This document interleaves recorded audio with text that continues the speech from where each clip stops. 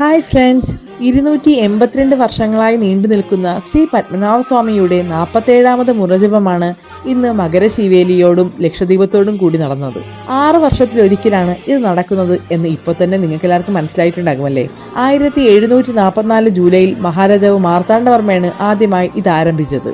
കൂടാതെ ഇന്നത്തെ ദിവസം ഭഗവാനെ എഴുന്നള്ളിക്കുന്നത് ഗരുഡവാഹനത്തിലാണ്. തിരുവിതാംകൂർ കാക്കുന്ന ശ്രീ പത്മനാഭസ്വാമിയെ പ്രീതിപ്പെടുത്താനും രാജ്യത്തിന് അഭിവൃദ്ധി ഉണ്ടാകുവാനുമാണ് ആദ്യമായി ഇത് നടത്തിയത്. അങ്ങനെ ലക്ഷദ്വീപത്തിൽ കുളിച്ചു നിൽക്കുന്ന നമ്മുടെ പത്മനാഭസ്വാമി ക്ഷേത്രം ദർശിക്കുവാനുള്ള സൗഭാഗ്യം ഈ വർഷം ഞങ്ങൾക്കുമുണ്ടായി.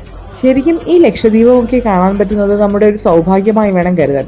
കാരണം ഇത് ട്രിവാൻഡ്രത്തുകാരുടെ മാത്രം സ്വകാര്യ അഹങ്കാരം കൂടിയാണ്. അവിടെ നിന്ന് വിശന്ന് വലഞ്ഞ് നമ്മൾ നേരെ ചെന്നെത്തിയത് ക്ഷേത്രത്തിന്റെ പടിഞ്ഞാറേ നടയുടെ അടുത്തായിരിക്കുന്ന വെജ് റെസ്റ്റോറന്റായ അലങ്കാറിലേക്കാണ്. നല്ല ചൂട് മസാലദോശയും പൂരിയും ബട്ടൂരയും നല്ല നെയ്റോസ്റ്റും ഒരു ചായയുമായി നമ്മൾ ഇരുന്നു. നമ്മൾ ചെന്ന ടൈമിൽ അത്യാവശ്യം നല്ല തിരക്കുണ്ടായിരുന്നു. ബട്ട് അവരുടെ സർവീസ്, അതോടൊപ്പം ആ ഫുഡിന്റെ രുചി എടുത്തു പറയേണ്ടതാണ്.